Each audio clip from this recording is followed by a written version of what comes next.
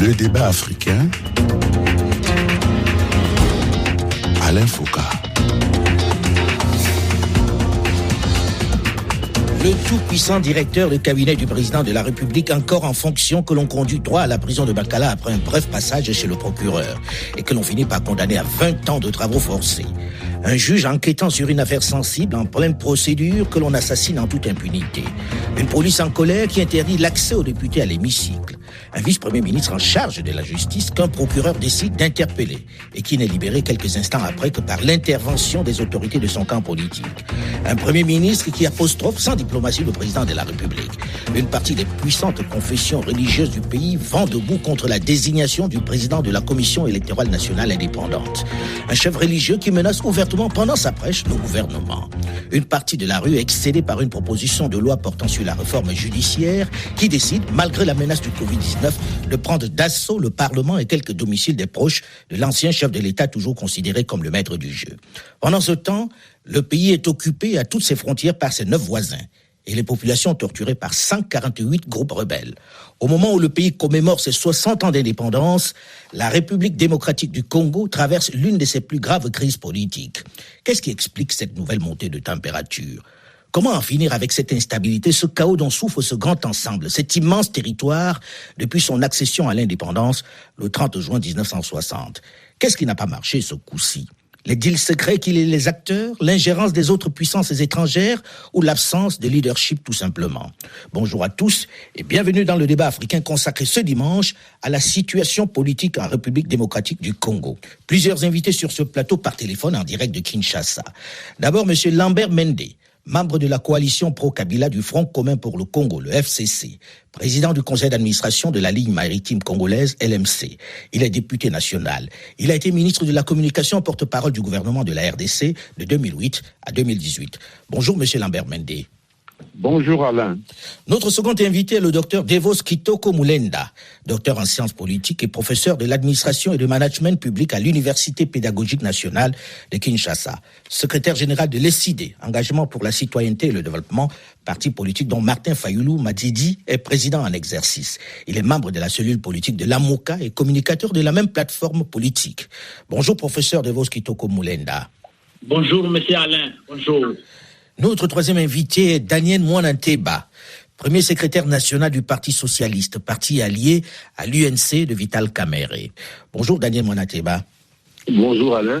Quatrième invité de ce plateau sur la crise en RDC, Christian Mwando, député, président de la commission infrastructure à l'Assemblée nationale, secrétaire général adjoint de Ensemble pour le changement, le parti de Moïse Katumbi. Bonjour Christian Mwando. Bonjour Alain. Cinquième invité de ce plateau, Jacquemain Chabani, président de la commission électorale permanente de l'UDPS, le parti dont le président Félix-Antoine Tshisekedi est le leader. Bonjour, monsieur Jacquemain Chabani. Bonjour, monsieur Foucault. Alors, encore une fois, à Kinshasa et dans l'ensemble du pays, les politiques se regardent en chienne faïence. Ce que certains avaient prédit semble se matérialiser. Qu'est-ce qui explique, Lambert Mende, ce grand chaos, cette cacophonie au sommet de l'État où désormais tous les coups semblent permis ? Je ne parlerai pas de chaos ou de cacophonie, je parlerai, comme vous avez dit, d'une montée de fièvre assez brusque à la suite de quelques événements qui ont énervé l'un ou l'autre camp, mais la situation est tranquille, je pense que... Ah bon, vous trouvez que la situation est tranquille avec un vice-premier ministre que le parquet convoque comme ça, directement ? Ce sont des choses qui peuvent arriver et il a été libéré dans les heures qui ont suivi et on a fait comprendre aux autorités qu'il y avait des dispositions d'ordre réglementaire qui pouvaient être prises à l'encontre de ce ministre si tant est qu'on lui reprochait des fautes administratives, suspension, avertissement, voire même révocation, mais aller jusqu'à l'arrestation, ça c'était un peu fort du café. Je pense que tout le monde s'est mis d'accord là-dessus. Et donc les choses sont rentrées à la normale. Les choses pour vous sont rentrées à la normale ? Oui. Tout va bien pour le meilleur des mondes en ce moment au sein du gouvernement ? Non, pas pour le meilleur des mondes. Au sein du gouvernement, oui. Je pense que la quiétude a été rétablie au sein du gouvernement, qui a siégé d'ailleurs vendredi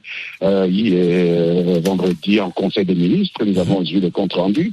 Donc je pense que les choses se déroulent plutôt normalement. Je pense qu'il y aura encore des montées d'adrénaline de temps en temps, mais Où est-ce qu'il n'y en a pas?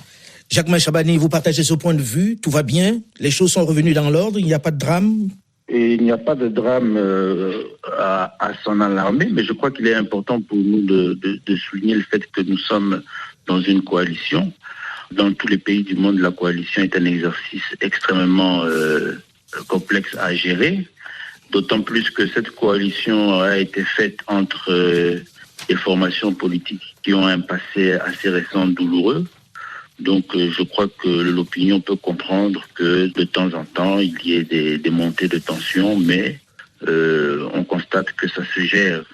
Ça se gère, tout est revenu dans l'ordre alors? Ça se gère à un certain niveau pour l'intérêt de la bonne marche de la République. Et c'est ça qui est le plus important. Christian Mwando, pour vous, lorsque vous écoutez ça, vous êtes rassuré, tout est revenu dans l'ordre, c'est dans le domaine, on va dire, de l'habituel? Non, je pense que rien n'est revenu dans l'ordre. Je crois que cette alliance est une alliance contre nature, qui ménage la chèvre et le chou. Les deux alliés n'ont aucun objectif commun, n'ont aucun projet commun, et il n'y a aucune solidarité entre eux. Donc ici, nous sommes en face d'un simple partage de butin entre deux complices qui ont accompli un hold-up électoral, et c'est le seul lien qui les unit. Je pense que l'UDPS a cru naïvement pouvoir diriger le pays avec le concours du FCC et suite à leur deal, alors que pour le FCC, ce n'est qu'une période de transition où ils mettent quelqu'un qu'ils ont utilisé à leur solde, et d'où toute velléité d'indépendance de la part de l'UDPS aboutit à une crise. Et vous savez, malgré que les autres nous disent maintenant là que tout va bien. Vous savez qu'aujourd'hui, à Kinshasa, il y a eu des marches qui sont organisées, dont une marche programmée par l'UDPS, même le 9 juillet, contre une décision qui a été prise par son allié, le FCC, en fraudant, de mettre un personnage contesté à la tête de la CENI. Je pense que tout va mal. Je crois que cette coalition n'est pas une coalition parce que ses alliés ne se concertent pas. Ils sont autour d'un partage de butin, et je crois que l'UDPS doit sortir de sa naïveté et prendre... Oui, mais si dans le même temps, l'UDPS, on vient d'entendre à l'instant,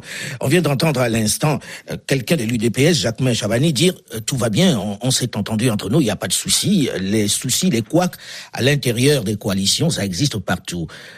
Comment peut-il nous expliquer que tout va déjà bien, et pas plus tard que hier soir, l'UDPS demande de marcher contre son allié le jeudi de la semaine prochaine. Je crois qu'il y a tromperie, on ne trompe personne. Je crois que l'UDPS s'est mis dans une position où ils attendent aussi de finir le partage du butin et ne veulent pas assumer la responsabilité de quitter cette coalition qui est une coalition contre nature. Alors, Daniel Mwana-Teba, vous appartenez justement à cette coalition puisque vous faites partie de l'UNC. Est-ce que les choses sont revenues dans l'ordre? Je sais que votre leader, lui, se retrouve en prison, il a pris 20 ans de prison, et qu'aujourd'hui on vous dit non, tout est dans l'ordre, vous n'avez pas quitté la coalition. Est-ce que les choses vont mieux?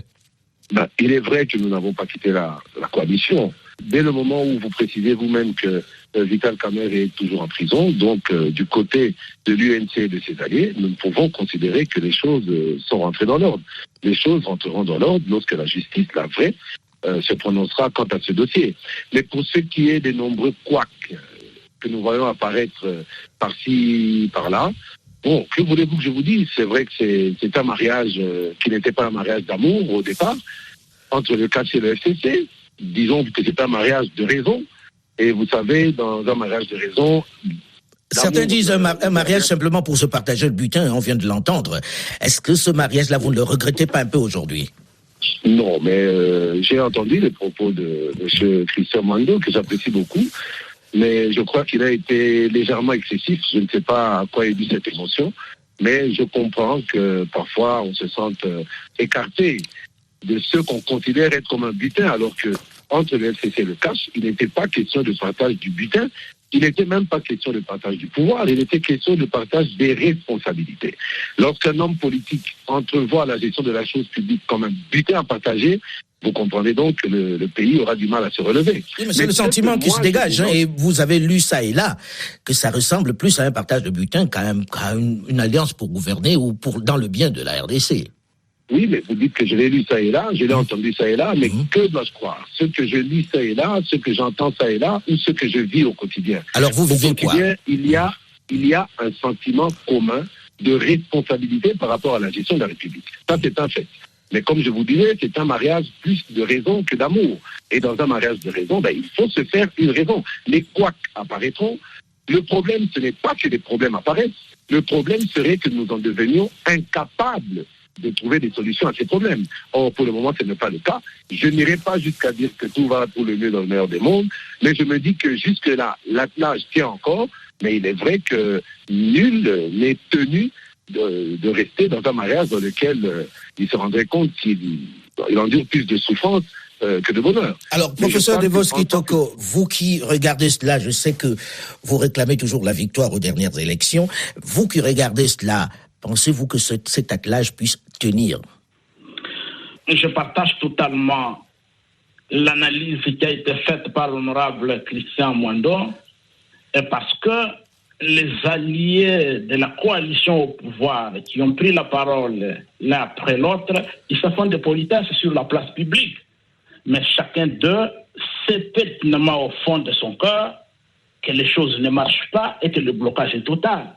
Mais aujourd'hui, ce que nous pouvons expliquer aux auditeurs de votre radio mondiale, c'est que la crise politique qui secoue la République démocratique du Congo aujourd'hui trouve son explication à 3 niveaux de choses, au plan politique, au plan psychologique et au plan moral et éthique.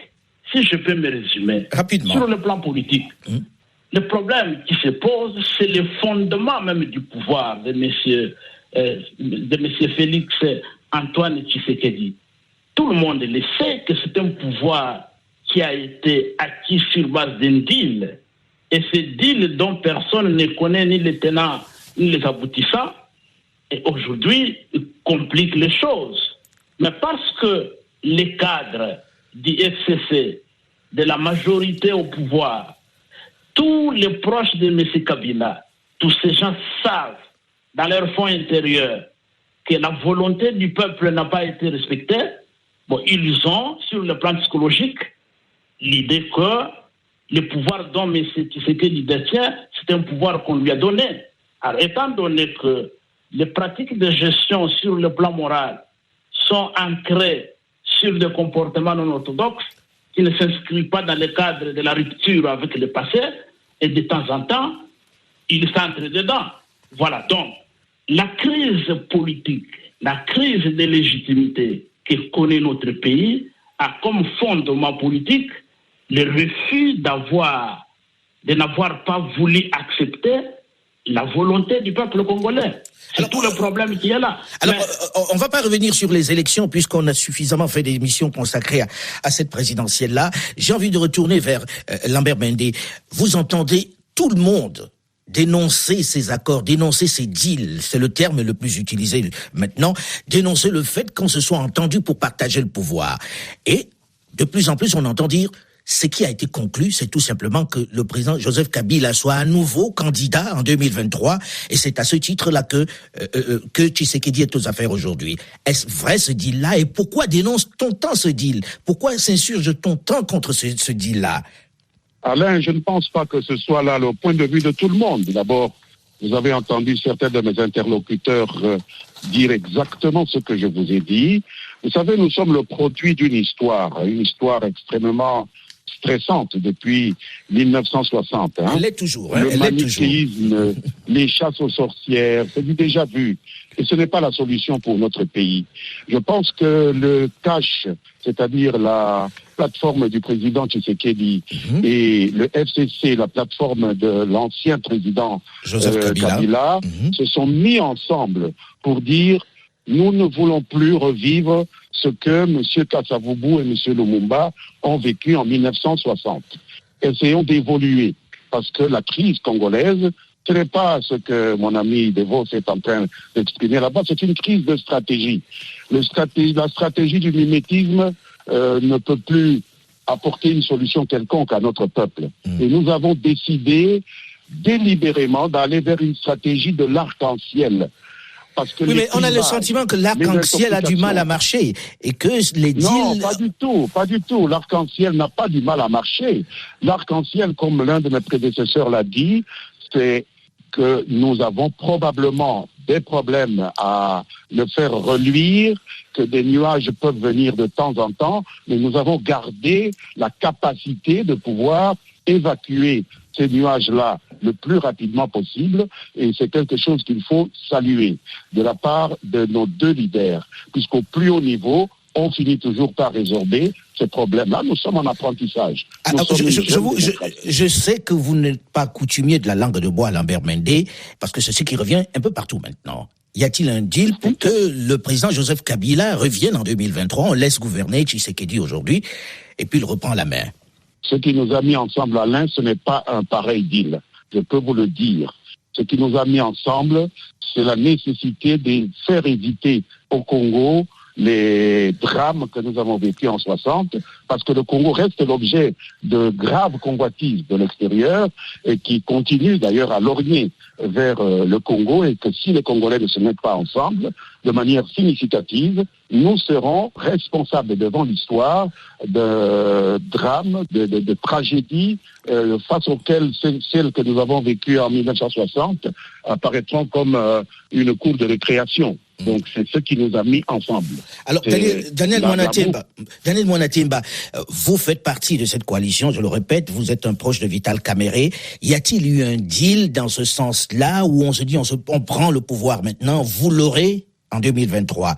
Et est-ce que cette coalition arc-en-ciel que tout le monde dénonce quasiment, en tout cas une bonne partie de la population, n'est pas dénoncée sur ce fait-là même, sur ce projet?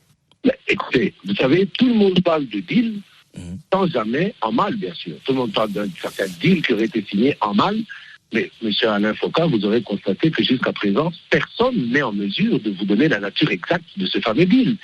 C'est peut-être ce qui inquiète, peut-être qu'il faudrait communiquer sur le deal. Écoutez, on communique suffisamment sur le deal dès lors qu'on dit que c'était un accord de gouvernance commun afin d'éviter justement que le pays ne sombre dans le chaos. Vous savez, je pense pour ma part qu'en RDC en ce moment, nous avons tout à fait intérêt à opter pour le moindre mal que pour le pire. Aujourd'hui, il est impossible de mettre en place un système politique ou un système de gestion qui pourrait satisfaire la totalité de la population ou la totalité de la classe politique. Pour la simple et bonne raison que la perfection n'est que de Dieu. Mais à ce que je sache, l'accord de gouvernance qui a été signé entre Félix Antoine Tshisekedi Tshilombo, mon président, notre président à tous, autant que nous sommes autour de cette table, qu'on le veuille ou pas, et Joseph Kabila Kabange, sénateur et ancien président, l'a été dans le sens de préserver ce que nous avions de plus précieux, c'est-à-dire la paix sociale et la paix tout court. Mais là, vous avez un peu de mal, là, non? Pardon? Je dis, là, pour l'instant, vous avez un peu de mal. La paix sociale, la paix politique, c'est pas ce que vous avez réussi jusqu'à maintenant. Ben justement, parce que rien de ce qui est grand n'est facile. Nous avions une grande vision, nous avons un grand projet, nous avons une grande projection, et dès lors que vous visez grand, soyez certain que rien ne sera facile. Mais ce que je répète, je dis et je répète, nul parmi nous autour de cette table ne peut prétendre à ce que la situation soit la parfaite, que tout aille bien dans le meilleur des mondes. Mais je considère que chacun devrait avoir la bonne foi de reconnaître que des efforts sont faits dans le sens d'amener le pays à bon port. Il y a des imperfections, c'est un fait. Il y a des erreurs qui sont commises, parce que c'est une expérience qui est la première que vit la République démocratique du Congo. Mais je crois que dans la bouche de chacun de nous, le mot espoir devrait être permis. Alors on va parler d'espoir et de solutions dans la seconde partie, puisque vous avez l'air de dire les choses se sont arrangées, on est en train de trouver, on va dire, des voies de sortie de crise. On en parle dans une seconde partie du débat africain. On se retrouve juste après une nouvelle édition du journal sur Radio France Internationale.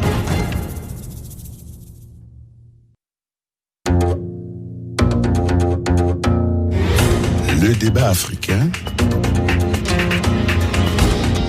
Alain Foka. 60 ans après son accession à l'indépendance, le Congo n'en finit pas de connaître des accès de fièvre. Il aura suffi cette fois-ci de la mise en chantier de la réforme de la justice et de la désignation du président de la Commission électorale nationale indépendante pour que les dissensions au sein de la plateforme présidentielle CACH et le FCC de l'ancien chef de l'État Joseph Kabila éclatent au grand jour. Désormais, tous les coups semblent permis. Arrestation de ministres, blocage par la police de l'entrée des députés à l'Assemblée nationale, sortie musclée de certaines églises. Un énième épisode dans la crise politique qui secoue ce vaste ensemble depuis des décennies. Comment sortir cette fois-ci de cette impasse qui bloque le fonctionnement optimal de ce territoire au riche potentiel qui n'est jamais parvenu à décoller? Comment faire mentir les auteurs qui parlent désormais de la malédiction des leaders congolais? Bonjour et bienvenue à tous ceux qui nous rejoignent seulement maintenant dans la seconde partie du débat africain consacré ce dimanche à la crise politique en RDC. Plusieurs invités sur ce plateau par téléphone en direct de Kinshasa. D'abord membre de la coalition pro-Kabila du Front commun pour le Congo, FCC, président du conseil d'administration de la ligne maritime congolaise LMC et député national. Il a été ministre de la communication, porte-parole du gouvernement de la RDC de 2008 à 2018.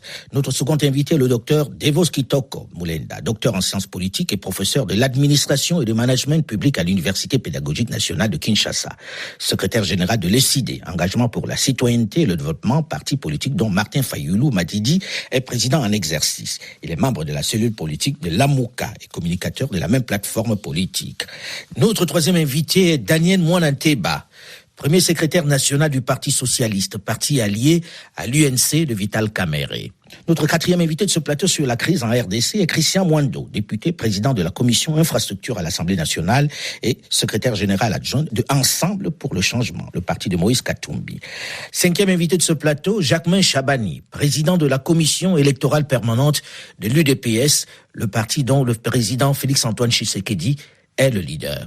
Nous avons terminé la première partie en évoquant justement les coalitions, en disant dans toute coalition, il y a de temps en temps des couacs et que cette coalition va survivre à tout. C'est-à-dire la coalition CACH du président Tshisekedi et FCC du président Joseph Kabila Kabange. Mais on n'arrête pas de me parler des deals. Alors, pensez-vous, là je me tourne cette fois-ci vers le professeur Devos Kitoko, pensez-vous que cette coalition a passé un deal dont elle ne parle pas? Les deals existent bel et bien parce que il est bien certifié à tous les niveaux que M. Tshisekedi n'avait pas gagné l'élection et qu'il ne pouvait pas avoir la présidence de la République autrement que par des accords obscurs. Donc les deals existent bel et bien et c'est pourquoi la revendication principale de notre plateforme est qu'il dénonce ces deals, qu'il renonce à ces deals que Martin Fayulu a appelé le mariage incestueux. Mais que dit le deal? Si vous savez que le deal existe, c'est quoi le contenu du deal?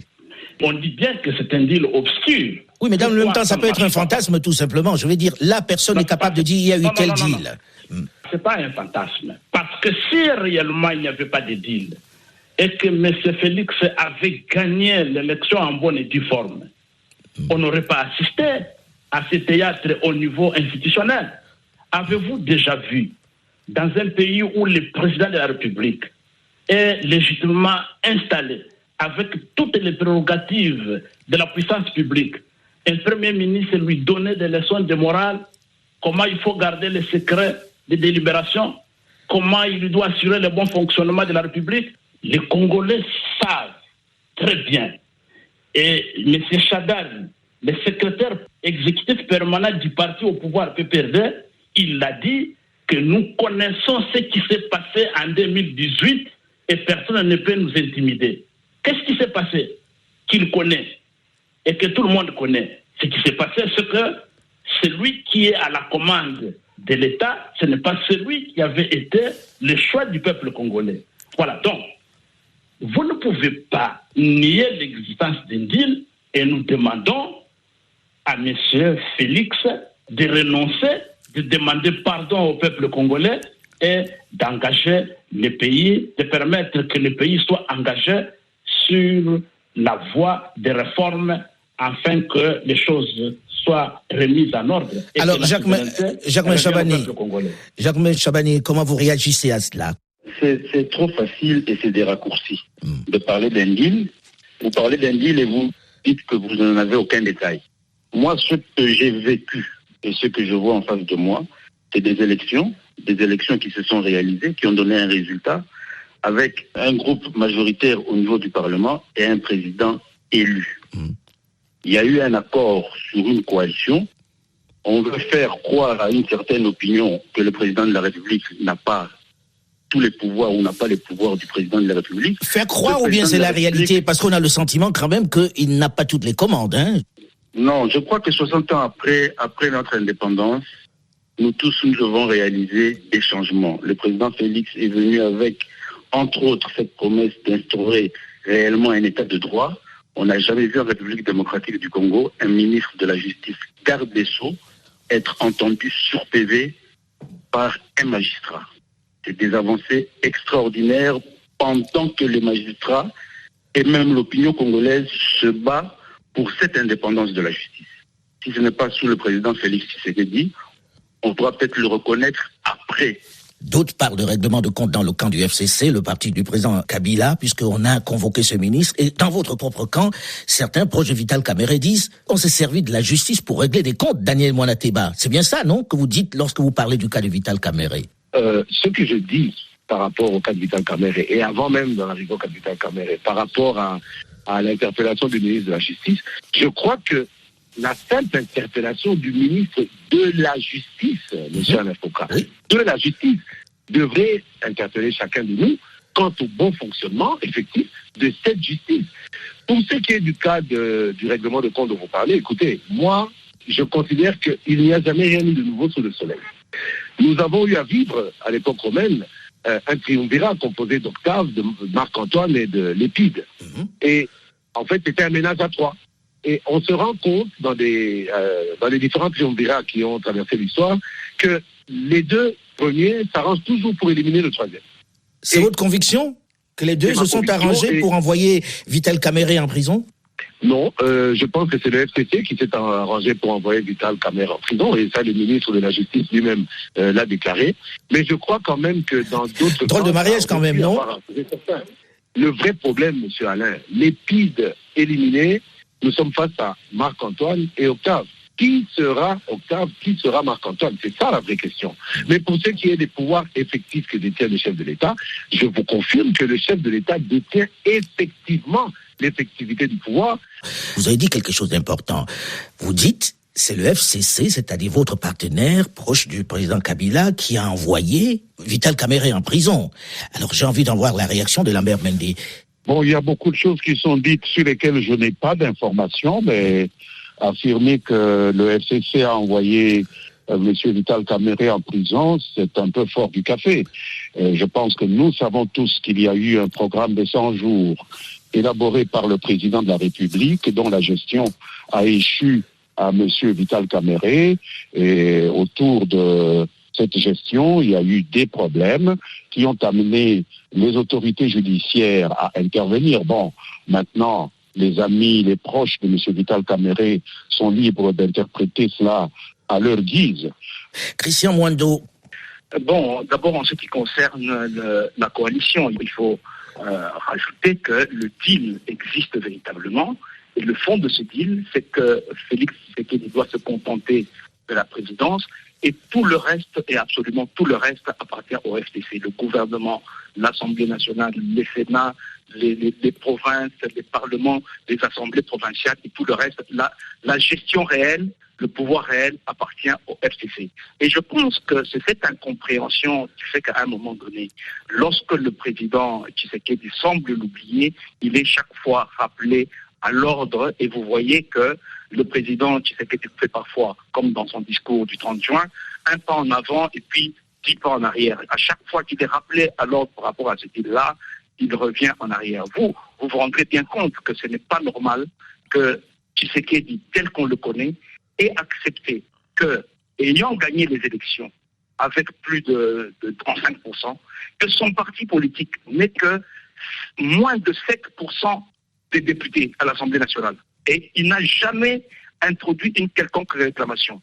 Et Tshisekedi peut-il accepter aujourd'hui que les résultats par bureau de vote, qui sont une obligation légale, n'aient jamais été publiés et qui se taisent sur cette question? Ce sont autant de choses qui démontrent qu'il y a quand même un réel problème, et je pense que c'est ça qui fait qu'à chaque fois il veut prendre son indépendance, il est rappelé à l'ordre, et tant que ça sera comme ça, rien ne va avancer.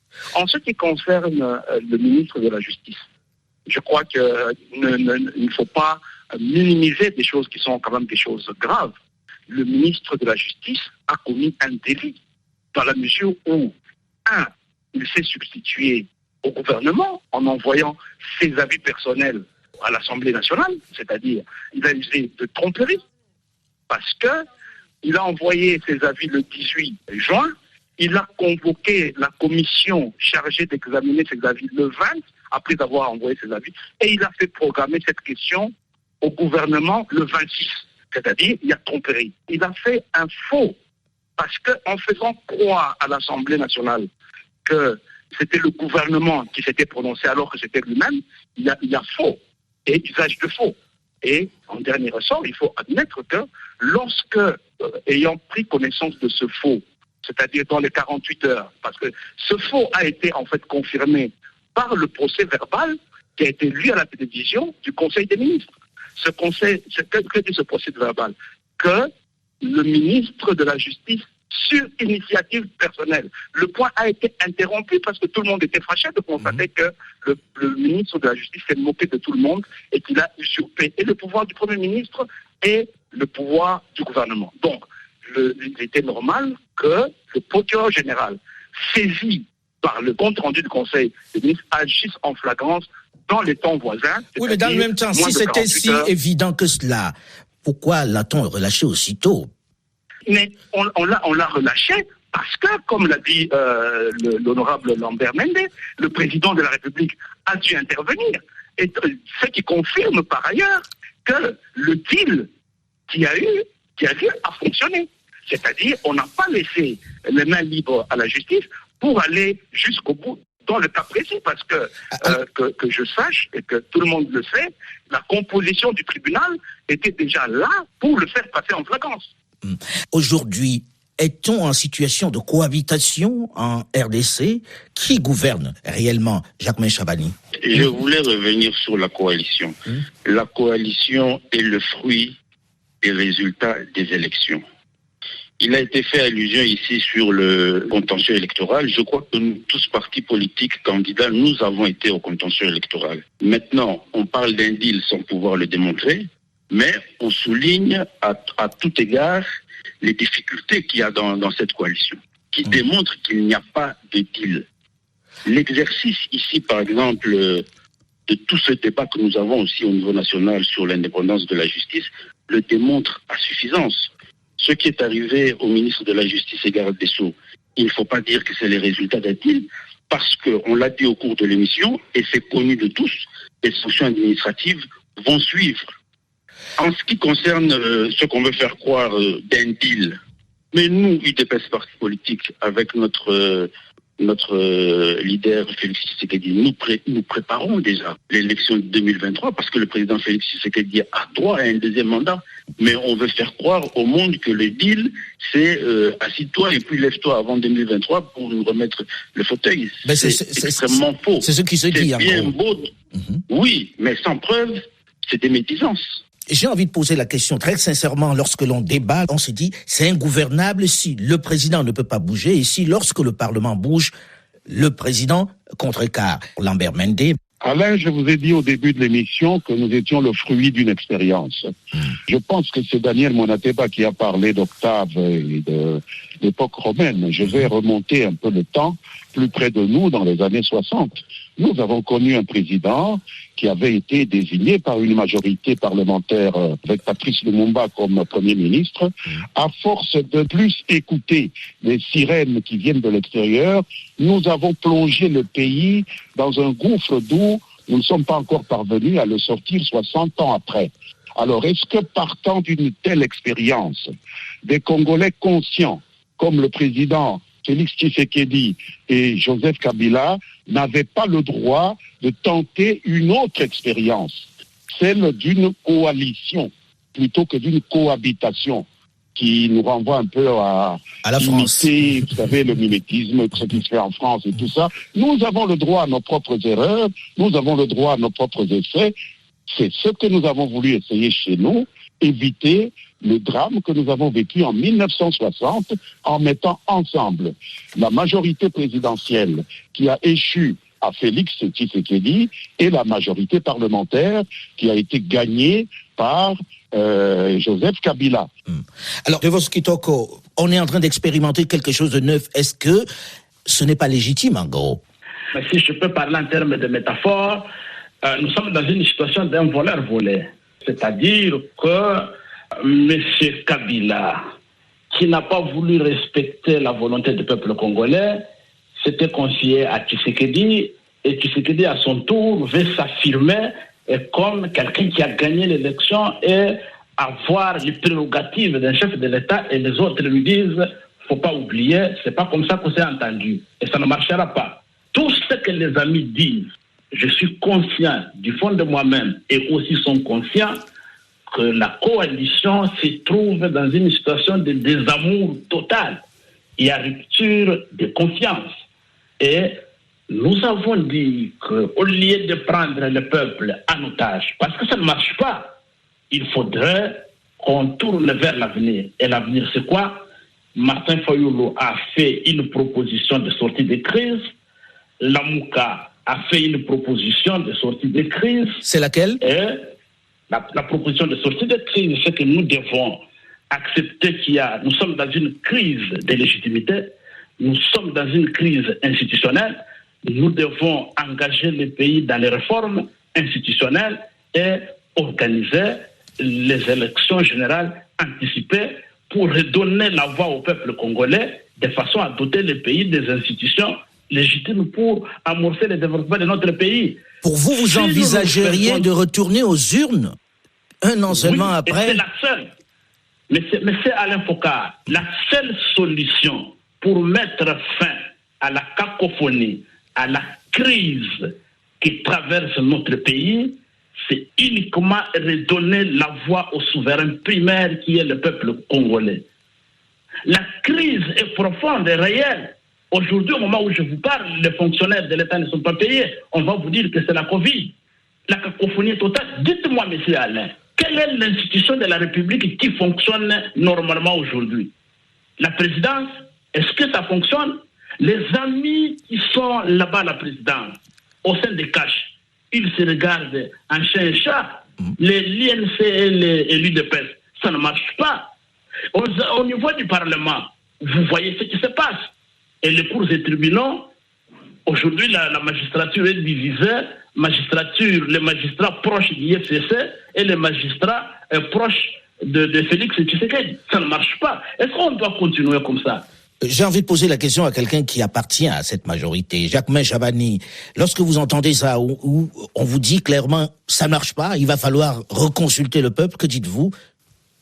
Non, je dis que les prochaines consultations sont en pleine préparative et j'invite mon ami Devos à s'impliquer.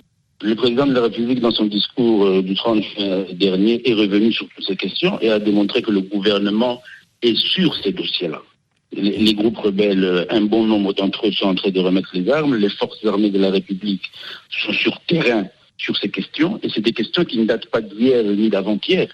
Donc, elles se gèrent. Les élections, c'est pour bientôt. D'ici 2 ans et demi, nous sommes en plein pied dans le processus électoral. Mais ça se prépare déjà aujourd'hui. Ça se prépare. Nous arrivons malheureusement au terme du temps qui nous est imparti, mais vous pouvez écouter l'intégralité, la version longue de cette émission sur la page Facebook du débat africain, puisque la question RDC passionne. Et nous avons voulu aller un peu plus loin. Le débat africain s'est terminé pour aujourd'hui. La réalisation était assurée aujourd'hui par Alice Ménard, Olivier Raoul, Delphine Michaud et Alain Foucault. Nous vous donnons quant à nous rendez-vous la semaine prochaine, même heure, même fréquence, pour un autre débat africain. Dans un instant, une nouvelle édition du journal sur Radio France Internationale. À très vite.